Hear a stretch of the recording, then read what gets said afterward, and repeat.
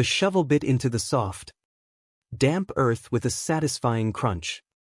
But the peace of my Saturday morning died the second Harold's shadow fell across my rosebushes. Why does a 50-year-old man with a law degree and a 3-car garage have nothing better to do than police the height of my hydrangeas? I didn't even have time to wipe the sweat from my forehead before the screaming started. That voice. It was like a rusty blade scraping against a tin trash can. I stayed on my knees, my fingers buried in the cool, loamy soil, trying to breathe through the sudden spike of adrenaline that tasted like copper in the back of my throat. I could smell the lavender I just planted, sweet and calming, but it was being drowned out by the scent of Harold's expensive, aggressive aftershave and the stench of his unearned entitlement. How did we get here?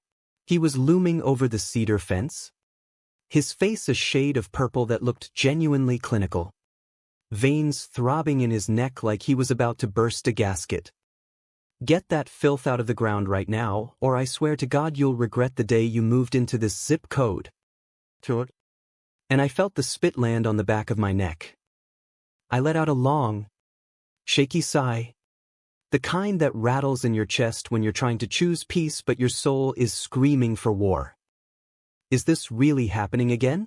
I stood up slowly, my joints popping, and brushed the dirt from my knees while he kept barking about property values and HOA bylaws that didn't even apply to my backyard. He looked like a caricature of every middle-aged bully I'd ever encountered. Eyes bulging, chest puffed out. A man who had mistaken his own boredom for a divine mandate to rule the neighborhood. I looked him dead in the eye, my voice steady despite the way my heart was hammering against my ribs like a trapped bird. Harold, it's a community garden project for the local food bank. So, unless you want to explain to the board why you're against feeding hungry kids, I suggest you go back inside and finish your scotch. The silence that followed was heavy, thick with the sound of a distant lawnmower and the chirping of birds that clearly didn't realize a storm was breaking. Then, the snap. I saw it in his eyes first, a flick of pure, unadulterated rage that bypassed logic entirely. He didn't just yell this time. He lunged. Before I could even process the movement, the heavy wooden gate groaned as he kicked it open, the hinges screaming in protest. He was in my space, his hot breath smelling of stale coffee and malice. And then his hands were on me. He shoved me back into the trellis, the wood splintering against my spine with a sickening crack that echoed through the quiet afternoon. Damn it. Harold. The pain was a sharp, white-hot flash that blurred my vision. But he wasn't done. He grabbed the heavy ceramic pot I'd been using and smashed it against the stone path. Shards of terracotta flying like shrapnel, one of them slicing a clean line across my cheek. I felt the warm trickle of blood, the metallic tang of it hitting my lips, and suddenly the world went very, very quiet. Why do people like him think the world is a stage where they are the only ones with a speaking part? He was looming over me, his fist raised, screaming something about how people like me didn't belong in his sight. His face twisted into a mask of pure hate. But what Harold didn't know, what his ego had blinded him to, was the small, blinking red light nestled among the ivy on the fence.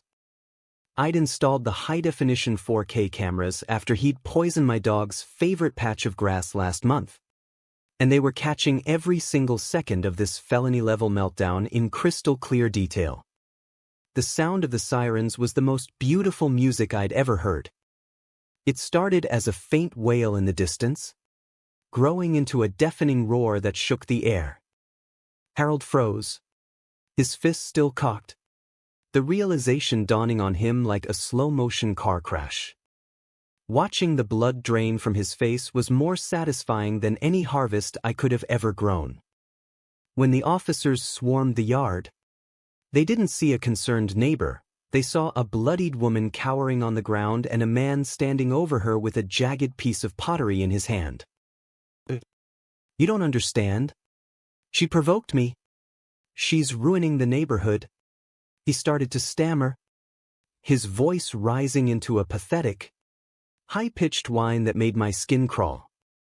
The lead officer, a woman with eyes like flint, didn't even look at him. She looked at my bleeding face, then at the shattered remains of my hard work, and then she looked at the camera.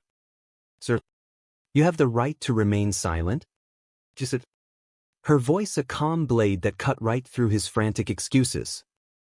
As the handcuffs clicked shut with a heavy, metallic finality, Harold began to weep. Not out of remorse, but out of the sheer, terrifying shock that his actions actually had consequences. The neighborhood watched from behind their curtains as the king of the cul-de-sac was folded into the back of a cruiser, his expensive loafers scuffing against the pavement. He's now facing charges of aggravated assault, trespassing, and felony destruction of property, a trifecta that will ensure his law license becomes a very expensive coaster. As I sat on my porch later that evening, the air cooling and the scent of the rain-washed earth returning, I realized that some weeds can't be pulled by hand. Sometimes, you have to let them grow until they tangle themselves in their own thorns. Justice isn't just about punishment, it's about reclaiming the ground that was stolen from you and showing the world that no amount of privilege can shield a bully from the weight of their own cruelty. My garden will grow back, stronger and greener than before. But Harold? Harold is finally realizing that when you dig a hole for someone else, you're usually just preparing your own grave.